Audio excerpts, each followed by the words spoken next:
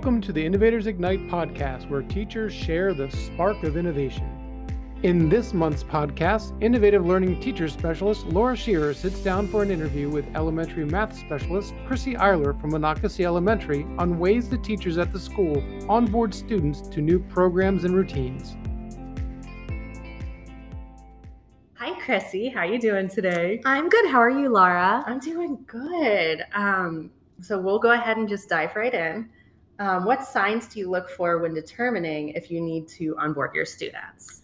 So in the elementary school, whenever we're introducing a new program or a new activity with the students, a new routine, they always have to be onboarded. So I think we think of it just as simple as when kids first come to school, you go through the onboarding process of what it looks like to be in a classroom and how to go through rotations. So it's the same thing whenever we're introducing something new that they've never done before. We want to put the time forward to make sure that they're prepared for it.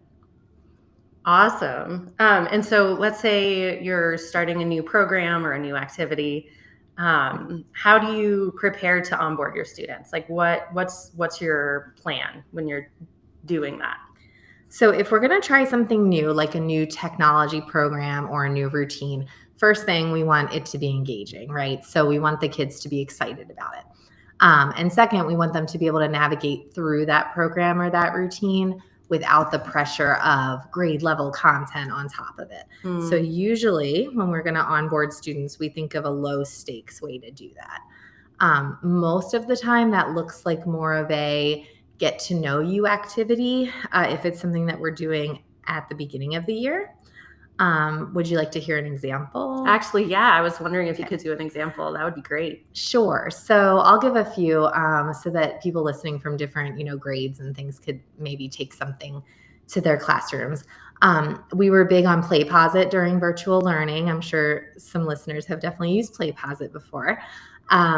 We are still using it in the classrooms, but during virtual learning, it was a new tool for students. And those of you familiar with PlayPosit, there's different types of answers they can do, like multiple choice, short answer, all that. Yeah. So we created a kind of a get to know you PlayPosit. So all of the questions were really low stakes, just about the students and getting to know their background, their culture, getting to know how they felt about virtual learning. But as they were going through the PlayPosit, they were practicing all of the different types of responses and just the ins and outs of the program. Yeah. So that then when we started using PlayPosits for teaching, they were already familiar with it.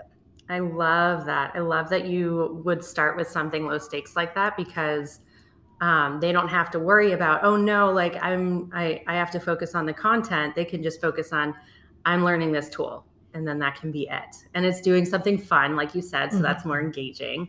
And then when it's time for them to use it for content, you know that if they're missing things or getting things wrong, you know that it's not because of, it's not because, they don't understand PlayPosit. You can tell like, it's because they don't understand the content, which is so much more useful.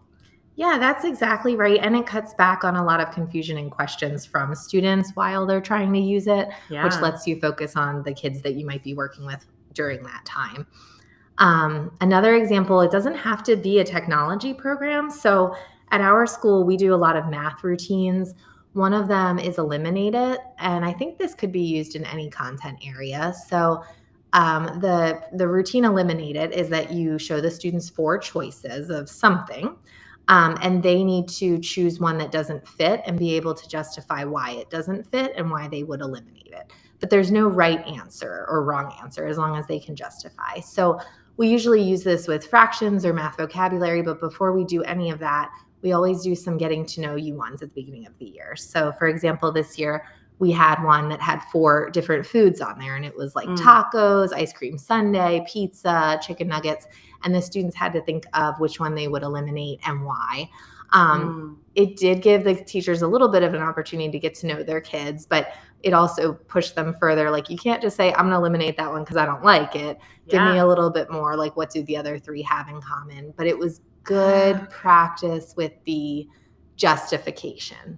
Okay. So they got a chance to use the vocabulary that we want them to use. Like, I would eliminate ice cream sundaes because, and they got really comfortable with the routine. So now we can use that for actual math content. And just like you said about PlayPosit, there's not going to be any confusion about how to complete this activity. And we can see kind of where their math misconceptions are now. Absolutely. That's awesome. Part of trying new things like blended learning is the fact that you're going to fail sometimes. Can you tell us what you do in terms of continually failing forward and being a reflective practitioner? Definitely.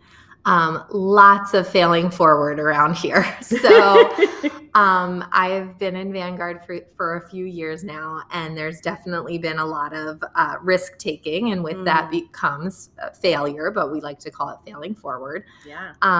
So I think that as educators, we have to know anytime that we're trying something new with our students, there's going to be road bumps. There's going to be things that don't work the way that we want them to.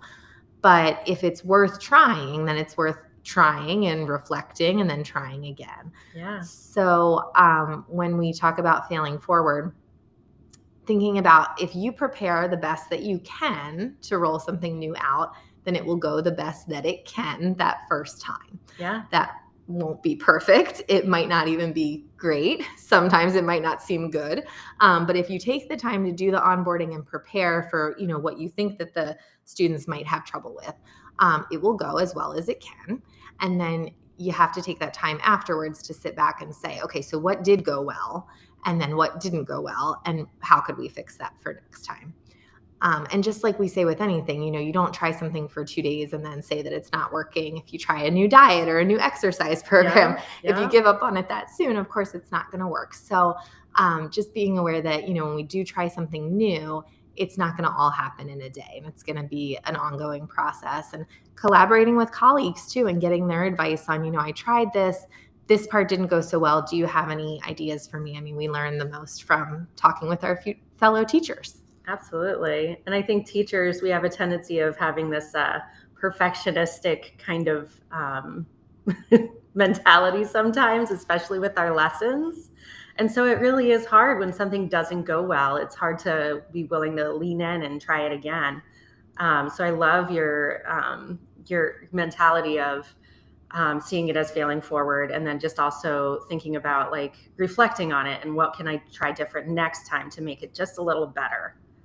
Well, we're almost out of time. I have one more question for you. What tips do you have for other teachers about onboarding, particularly ways about thinking big and starting small? Well, that's a really good question.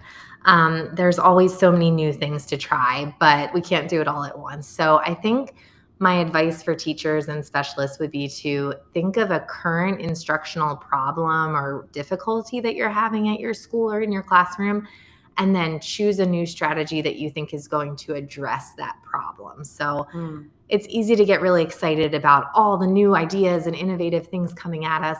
But if you're currently having a problem with not being able to manage your groups, or you're currently having a problem where your class has very different ability levels and you need to differentiate, try a strategy that you think will address that and make it better.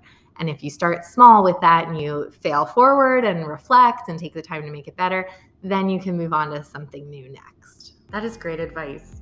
Well, Chrissy, thank you so much for joining me today. I'm so glad we got to connect and talk about onboarding, and I hope you have a great rest of the school year. Thanks so much, Laura. You too. Thanks for having me. Thank you for listening to the Innovators Ignite podcast. Be sure to catch new episodes each month.